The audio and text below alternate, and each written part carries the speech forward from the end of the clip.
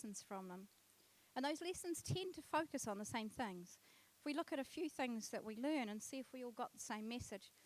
So when we look at the story of Joshua leading the Israelites, and they went around Jericho, thank you, and the walls fell down. And he's talking to them afterwards, and he says, "For the Lord your God dried up the waters of the Jordan before you had crossed over, just as the Lord your God did to the Red Sea, which he dried up before us until we'd crossed over." This is so that, what sort of message do we get from the whole story? Anyone? What's it telling us about God? Have faith in God. That's a good one. He can do mighty things. More? He goes before us. Hey, you're not supposed to jump onto that one yet. Let's see how Joshua finished it off. He said, "This is so that all the people of the earth may know that the Lord's hand is mighty." Okay. What about David and Goliath? David's just killed this giant. What does that tell us about God?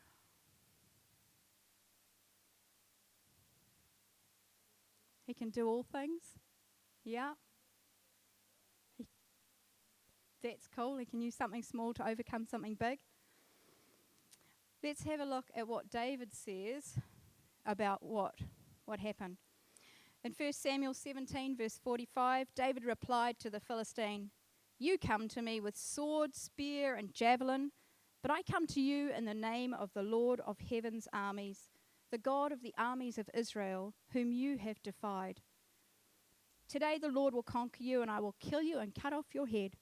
And then I'll give the dead bodies of your men to the birds and wild animals, and the whole world will know that there is a God in Israel." See, David gets it. He knows it's not about him.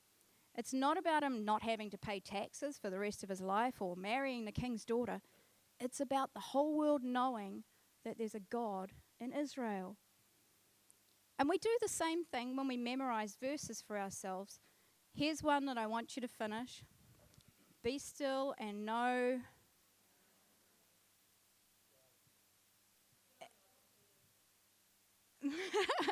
Okay, point made. Psalm 46 verse 10 actually says, "Be still and know that I am God. I will be honored by every nation. I will be honored throughout the world." The heart of God is to be in fellowship with all men and women and children on the face of the earth. So let's look at how God puts his plan into action. Genesis chapter 12, verses 1 to 3. The Lord says to Abram, "Go out from your land, your relatives, and your father's house to the land that I will show you. I'll make you into a great nation. I'll bless you. I'll make your name great. You'll be a blessing. I will bless those who bless you. I will curse those who treat you with contempt. And all peoples on earth will be blessed through you." So there's 3 points in those verses. Go out and I will bless you. I'll make your name great. And I'll bless all the nations through you. God then builds Abram into a great nation so that other nations can look and see that God is great. They look at how their wood and iron gods aren't doing anything for them. And the blessing that he gives to Abraham is to show God's glory and to draw the nations into a desire for fellowship with the God of Abraham. The blessing God gave to Abraham was so that every other nation could be blessed through him. But ultimately it became obvious that the Israelites had not been successful in bringing the nations to God. So it was time for God to send Jesus, and the church was birthed. But even we often lose our focus. Think about how often we get more concerned with making sure that we're keeping the church running well, rather than looking at how we can follow the Great Commission to go and make disciples of all nations that Jesus gave us in Matthew 28. We forget, and we don't spread the gospel. It's said that 90% of the reason the gospel is spread is because of persecution. Even the disciples didn't spread out and share the gospel until persecution forced them to leave their homes. They then shared the gospel with the Romans who'd persecuted them, and the Vikings were told the gospel by the Roman women they'd kidnapped and forced to become their wives.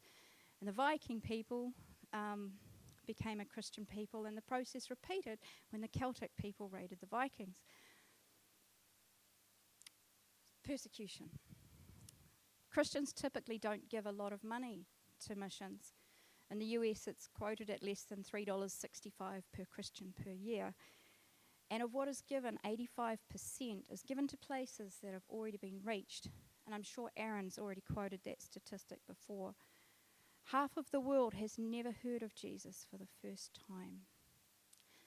Some of them have never had the opportunity. They're living in darkness. So what can we do? How can we be a part of the solution?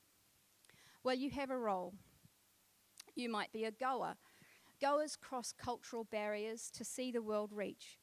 They sacrifice the comforts of this world to see the benefits in the next. But if you feel that you've been called to be a missionary, don't stoop to become a king. God only had one son, and he made him a missionary. It's easy to be distracted from this role by work, relationships, and things that look important right now. Jim Elliot said, "He is no fool who gives what he cannot keep to gain what he cannot lose." If you're called to be a goer, you might like to look for these books. Bruchko by Bruce Olson, Peace Child, Don Richardson, Spiritual Secret, Hudson Taylor, Anointed for Burial, Todd Burke, Eternity in Their Hearts, Don These, if I'm going too fast with these, just email me or let me know afterwards and I'll send you the list, okay? You could be a sender. Senders are called to make great deals of money to finance the mission field. The danger here is that you'd be called to make great lots of money and forget you're supposed to give it away. You'd be blessed, like Abraham, to bless others, to live on what you need and give the rest so that the goers can go without spending their time raising money. If you're called to be a sender, you might like to look for these books: Money, Possessions, Eternity, A Serious Call to Devout and Holy Life, The Beauty of Christ Through Brokenness. Mobilizer. Mobilizers are called to rally the masses. They'll be called to speak, and to speak a lot. I'm playing that role right now, speaking to you. But if this is your longer term role, you need to study. Don't get too comfortable. Learn to speak, know the facts, understand how to motivate people, and deliver the message. If you're called to be a mobilizer, you might like to look for these books: The 10 Modules Equipping You to Mobilize, or Catch the Vision 2000, which the data is a little out of date, but the concept and understanding are good. You may be called to be an intercessor, called to pray for the mission movement. Not just bedtime prayers, but serious intercession. More than an occasional big event every few months, but an ongoing commitment that's a regular part of your daily life. It might be something that those who are not able to take part in other areas of mission are called to. If you're called to be an intercessor, you might like to look for some of these books: Operation World, or just about anything on prayer by either A.W. Tozer or Watchman Nee. You may be called to be a greeter. Many of us will be this all the time, and it's a role we can play at the same time as we're playing other roles. We greet people who are new to the country, people who know that New Zealand is a Christian nation and see the people they meet as representative of Christianity. We need to make them feel welcome, learn about them, till the soil in preparation for the eventual conversation about Jesus. Sometimes we'll be able to develop deeper relationships. Other times we may meet only briefly. We may be meeting someone who will eventually go back home to their own country and take their newfound knowledge of the love of Jesus with them. They may be students. They may be behind the counter in your local store. They may be waiting at the crossing with you. If you're called to be a greeter, you may like to write a book about it. Sorry, no reading list for this one. Enablers. These people enable others to be involved in global mission.